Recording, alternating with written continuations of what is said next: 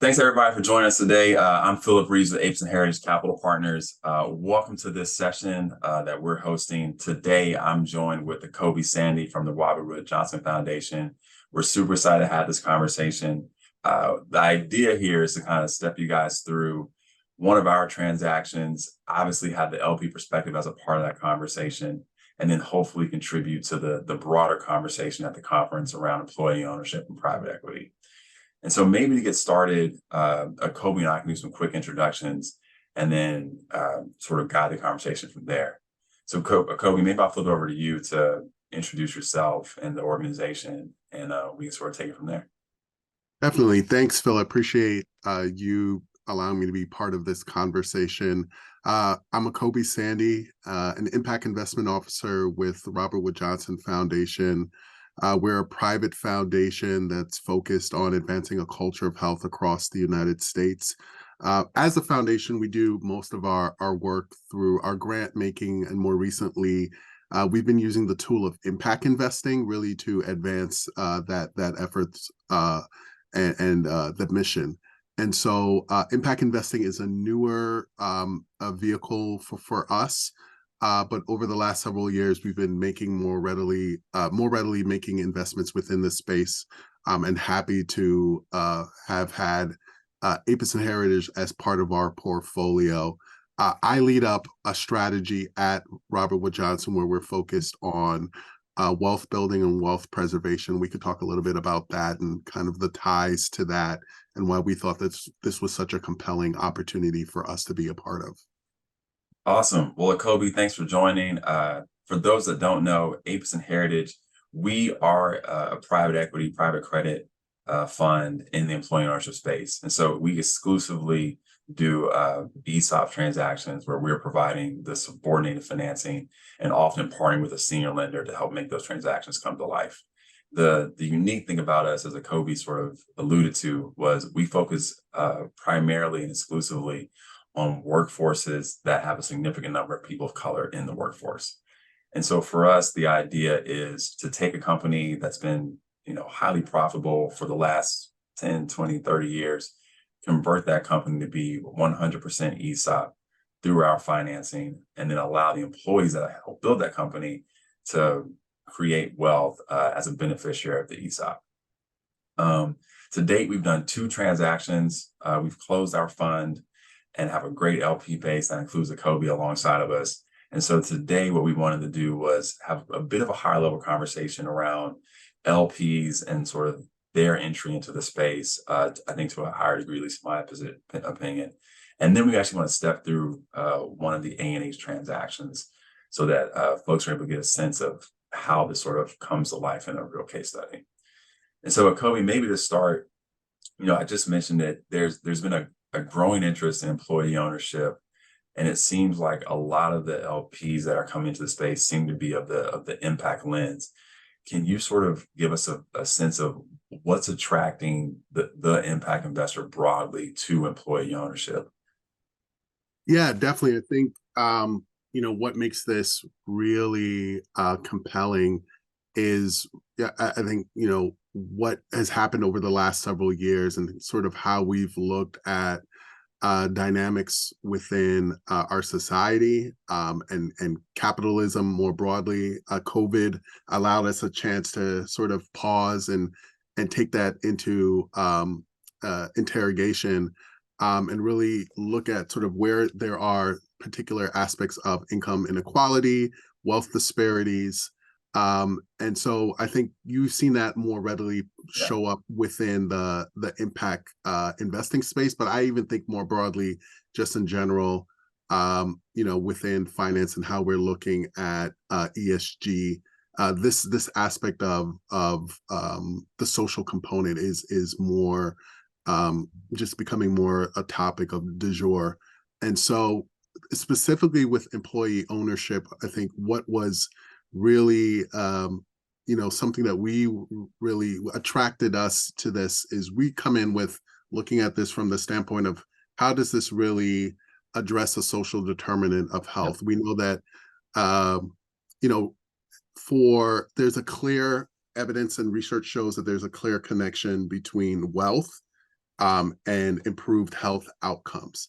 And one way that we were trying to figure out how we advance health equity for parts of the country, parts of society that aren't readily getting that is through sort of the corporate, through the business side, right? And so supporting organizations that would allow for wealth to more readily flow across workers and really allow for workers who didn't necessarily have access to building assets, really providing with a chance to do that. And so this was one opportunity that we just started investigating and really looking at what would sort of then be the correlation, the additional aspect that showed up not only from a purely wealth standpoint, but how does that then transcend over to improved well-being? What is going to happen with the workers from a livelihood standpoint, but not only on the financial side, but on the physical, mental side. And so that, I think was really where RWJF really had some interest and really wanted to look further, for this as a viable tool to be able to advance health equity. I completely agree. I think there's obviously a strong most people get their healthcare from work. There's a strong correlation between, net worth and health outcomes. At A&H side, I think we dovetail right into that. I think for us, it's also, to your point around like agency and voice, a big part of our thesis is if we can get workers to feel like owners and to, treat one another and treat the company as if, we're all collectively owners together, we think that's a great impact outcome. We think that's going to drive financial outcomes. Right. We think that generates alpha. If you can take the largest line item on someone's income statement, which is often labor, if we can get that line item to be more engaged, reduce retention, increase customer service, whatever it is, those tiny little wins translate into ultimately net income. And that's what we're all here for. And so I guess, from you all's perspective, it seems like an employee ownership, there's on the financial side, there's a lot of different ways to come at it. Obviously, we have a non-concessionary approach to our Right. return profile. As you all think from the financial aspect, you and I guess I want you to speak on like for every other LP, but as the LPs think about the financial spectrum employee ownership offers, how do you all and how do others sort of see in the space in that regard? Yeah, I think that from a financial sense, so when we were interrogating this, first and foremost, we had to look at it, I think, in phases of where the results would show up. So there are implications of kind of what can manifest in the short term, both on the Yep. financial and on the impact side, and then more broadly, longer term realizations of both financial results and impact results. And I would say that, we were newer to looking at employee ownership. And so where we, if when there were questions about, well, is this necessarily going to translate into Yeah. a large windfall for employees? How much would they really see sort of from their ESOP accounts, essentially? What we were assured about was, okay, in the short term, what is happening? Like what are the more immediate benefits, the immediate gains that can happen, whether it was sort of improve higher income, Yep. happening right away, or benefits taking place that could happen right away. Even things such as increased cadence for paychecks, like Yep. that sort of thing. I think those are meaningful short-term wins. And then we know that financially, with those showing up, that then transcends over Yeah. to sort of the well-being, the desire, and the stickiness for folks to stay with organizations, and the company and the employees feeling that they have, there's a sense of belonging, and there's a sense of aligned interest, their interests along with the organizations. And so I think those made us really feel comfortable.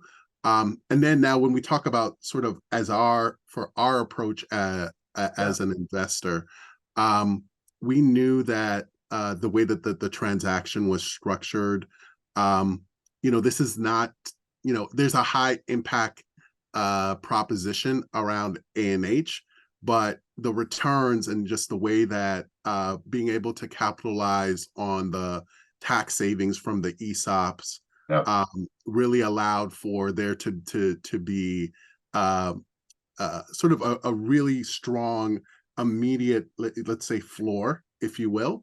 And so we saw that what made a lot of sense, almost too much for us, in that we had to question a little bit if it was something that we could use with the type of capital that we have at Robert Wood Johnson, which is more concessionary like type of capital. And so we had to interrogate that, kick the tires, make sure we could come in with the type of capital. We actually thought it was a little bit too rich for us. I know for some people here that may be sacrilegious to hear that, but we had to really make sure that we weren't running afoul of IRS sort of regulations, just because the financial return seemed promising, given the structure. Yeah. Really, the structure was baked into the significant tax savings from the ESOP conversions.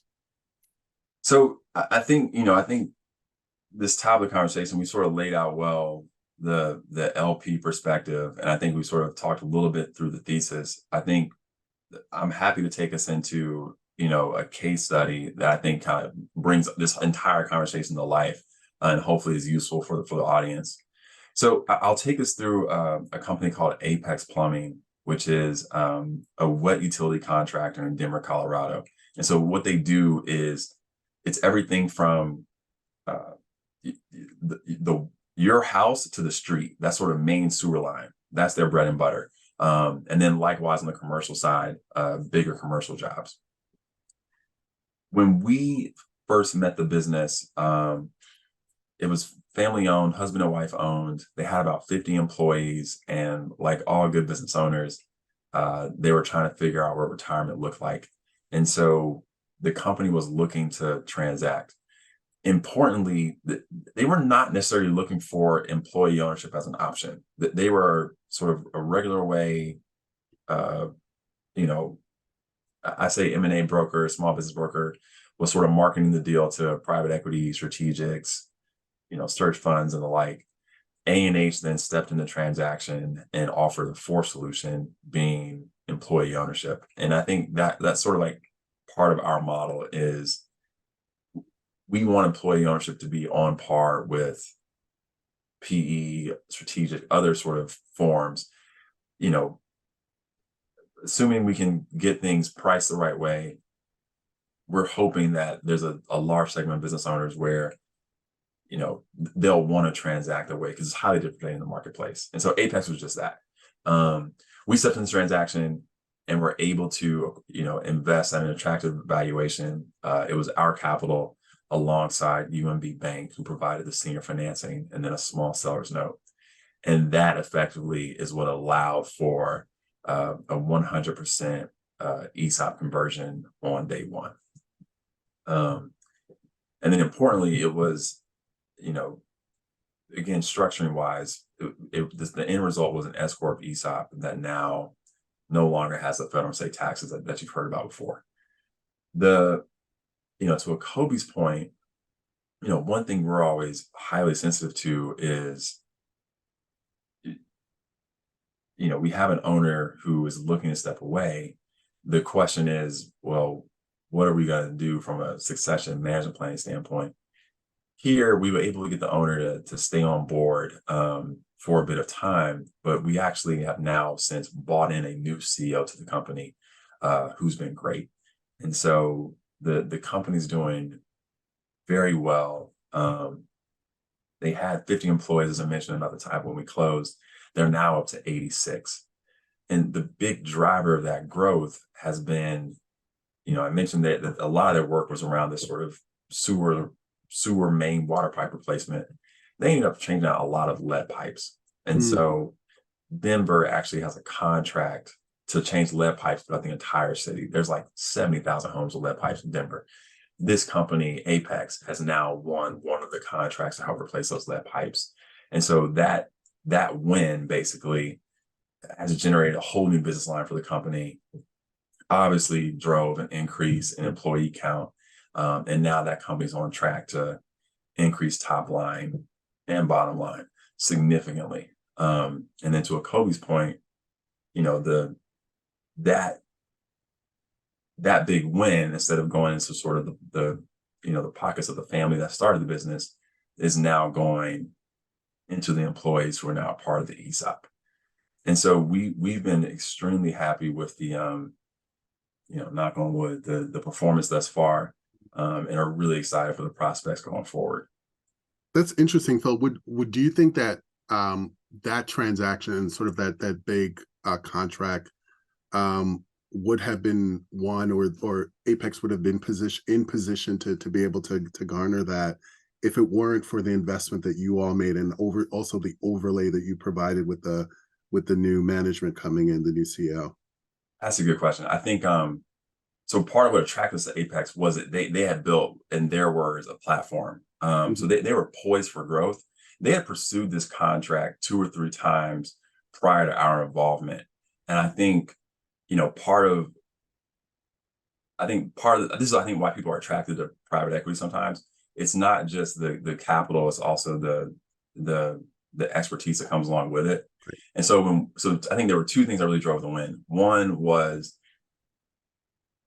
the workforce knew it was employee owned at the time of the bid. And so it made everyone, I think, work just a little bit harder towards getting that bid right. And they were like,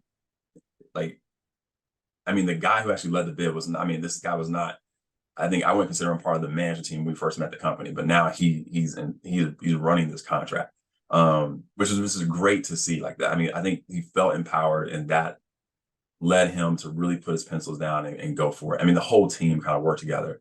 And then on top of that, you had A&H, in the room, literally checking Excel files and sort of trying to build this philosophy of, I think this is the distinction between when you have a small business owner who's thinking like, hey,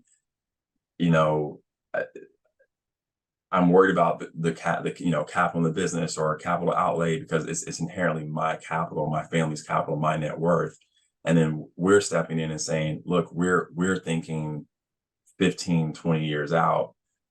It makes sense to make an investment to get that contract. So, I mean, we weren't going to bid it in a way where we were going to lose money, but Right.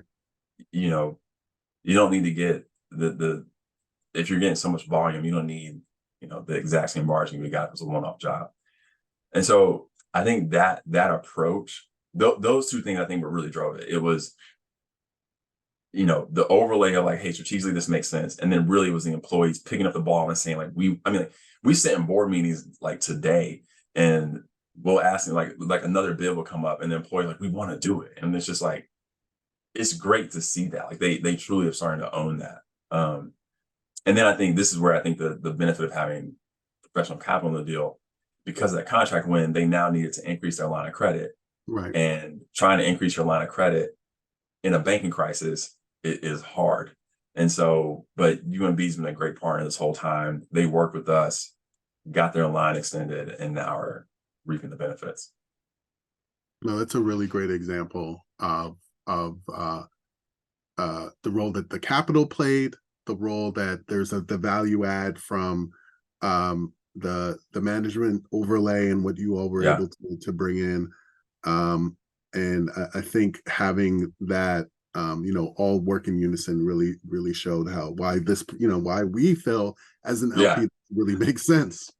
I mean, I think, but to your point earlier, the staging process. So when we first got to Apex, people were looking at us like, oh, well, now this is, I think sometimes there's a misconception like, oh, you're going to do some employee ownership transaction and employees are going to immediately love it. And that is, we've yet to find that experience. And so we try to find, to your earlier point, these near-term wins. And so at Apex, they got paid weekly, but it was through paper checks. And so one of the things we helped drive was, hey, let's get everyone on direct deposit, which sounds small, but it means crews that are out in the field now don't need to come back to the office. You're getting off work at 5, 6 o'clock. The bank is closed. Like when you actually walk through it, it's a bit inconvenient. Likewise, the company I don't think ever had a 401k program, and so we put in place a 401k and actually has a Mhm. match to it. And so I think one thing, at least we try to stress on the employee ownership side, is it's not either or. You don't have to have an ESOP and nothing. You can have an ESOP and a 401k, and try and give people more benefits. Right. And so those were the near team things we've done. And then the actually just this week we had the first share release over Apex. And so for the first time, those employees got an ESOP account statement with their name, the number of shares they have, the share price. And now you're starting to see people get it Right. to an even higher degree, which is we think is going to drive more and more results. Um, and so yeah, I mean, I think overall, you know, it's I think it's like the it illustrates the power of employee ownership. It's not just the business stuff, it's the culture stuff, it's the impact. Um, and hopefully I think, to you all's point, in certainly a generation from now, Right. Apex is those employees today that are getting these. I think sometimes we say small, but they're not really small to other folks. These smaller, account balances. We're hoping to see those grow and to turn into generational wealth for someone's children down the line. Yeah. I think, it's really that mindset of thinking about sort of the longitudinal effect of this, and um, how this allows for, as you said, for there really to be a mentality, Yeah, not only within that specific worker, not only for their specific organization, their specific company, but then also within families, more broadly, about what does it mean to be an asset owner. yes, Where are things aligned and tied for me? I think one thing I didn't really talk about is I think this is such obviously I think we all on this call believe in the yeah, power of employee ownership. It is not getting its fair, um, absolutely. sort of fair attention. I do want to say that what made us feel really comfortable and strongly about this, is even when we look at it from a political standpoint, the strong bipartisan support on this topic, and just given sort of where we are from a political Yeah, standpoint, having that, we don't have that necessarily for a lot of other things, yeah, but having that for this, I think even bodes well going into the future. So yeah, this is just, I think the timing is right, and we need more people yeah, like A&H doing this and really proving out the model, both on the impact side, but definitely the financial proof around how this works and manifests itself. yeah. I mean, I was, include on the Apex side. Apex is because of the way we have a sort of structured equity as that approach. Apex is making those payments, and now those payments are being distributed to LPs, and that's real IRR in a Right. time where not many strategies are kind of putting forward, you know, cash distributions. Right. And so I think particularly now, as we all have to figure out what the new normal of interest rates and the markets are, but it feels like employee ownership has a moment. And I think, we all believe in that silver tsunami thesis where there's a lot of companies that need to change hands, and the good companies, I should say. And this is an attractive opportunity for them. Definitely. Awesome. Well, any other closing comments, Kobe, before we hop off? Yeah, I think that this was really uh an investment that we believed in. One of the first expressions of how RWJF wanted to use impact investments as a way to really ensure that health could be supported by looking at the tie to wealth. And so, from a standpoint of where there's wealth that could be built and also preserved, this was one investment that allowed for us to establish an initial thesis. So it's been great getting Yeah. to through the process, the diligence process and the initial investing process, getting to know Phil and others within the A&H team, and we really are excited to be part of that family and to continue having sort of the strong relationship and learning from them, and thinking about what it needs to for this to continue to go further. I think you said it. I think we've gotten a lot out of the Rutgers community. It's even part of our origin story, and so you know I think the field more broadly needs more participation on the GP and the LP side and more collaboration. Um, but because I think the opportunity is here, and so hope everyone has a great conference. Hope this conversation was helpful. Our door is always open, and look forward to chatting with everybody.